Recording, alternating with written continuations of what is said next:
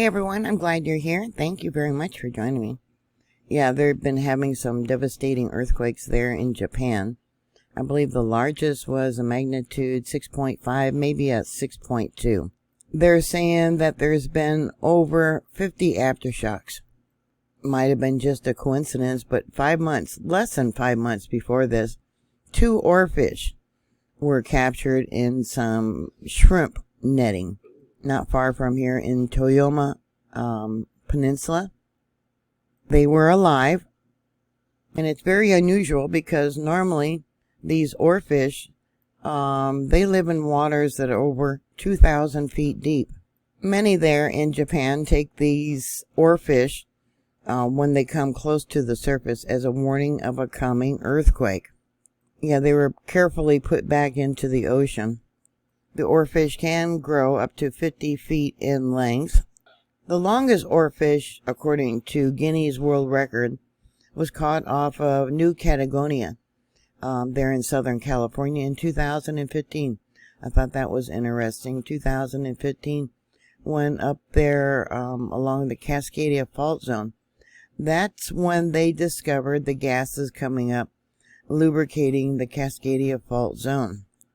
Now, scientists there in Japan are saying that the earthquake that registered a maximum intensity of an upper 6 on the Japanese seismic scale of 7 in Ishikawa Prefecture on Friday afternoon, it was just a little bit before 3 p.m. their time, was the largest earthquake in a series to have occurred in and around the Noto Peninsula since late 2000. There is a growing belief that an accumulation of water deep underground have pushed up the bedrock and activated seismic activity.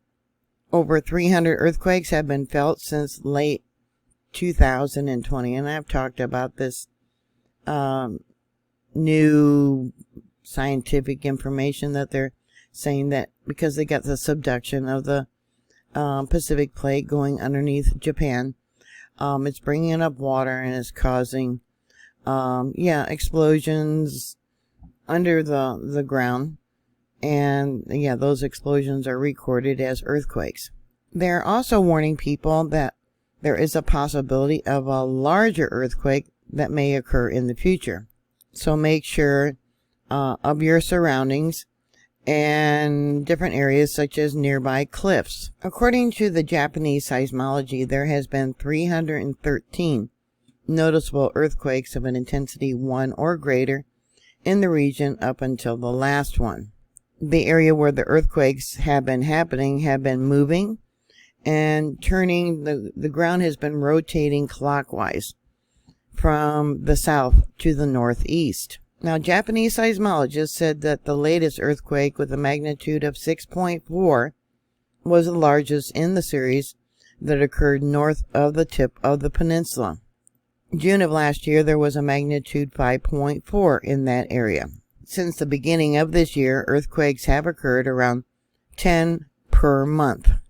A research team from Kansai University and other institutions believe that one reason for the frequent occurrence of earthquakes is the presence of fluids such as water that have been accumulating underground.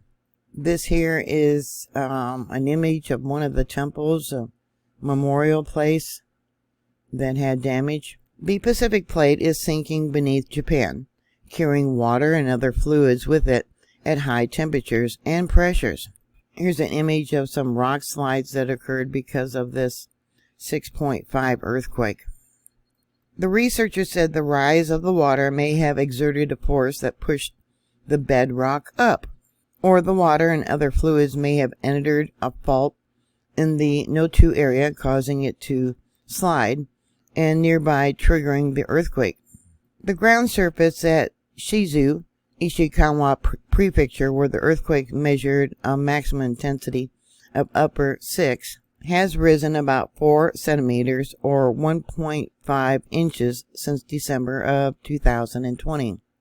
One of the university researchers said this is considered an example of water-induced seismic activity, and it's difficult to foresee when the quakes will die down. but there is a possibility that the earthquakes will continue for 6 months to even a few years. Prior to the 6.5 earthquake, the agency issued its first earthquake warning against a long period ground motion. I've talked about these slow moving earthquakes. I've even shown you examples of them on my Yellowstone blog. A long period ground motion is a long, slow shake with a period, the time for one complete shake, back and forth of maybe 1.6 seconds or longer. Here's an image of another temple that the columns collapsed. Now, I have heard that there's been 2 casualties and lots of people imaged. One of those that died fell off a ladder during an earthquake. They are also warning people that sometime in the future there could be a larger earthquake that could trigger a tsunami. People have been told to check their evacuation routes and locations where they can take shelter. You notice a lot of these cupboards were not fastened to the walls. Here's another image of a rock slide. Rainfall is expected in the Notu area. Ground loosened by the tremendous rain could collapse due to the aftershocks and rain. It's important they're warning people to stay away from hillsides and other risky places. They're warning people to sleep where furniture and cupboards will not topple on top of them in the event of an earthquake. Well, bolt that stuff to the wall. Yeah, I've talked about having things removed from above your bed that could fall on you. Here's an example of a bowling ball and fish and books and trophies.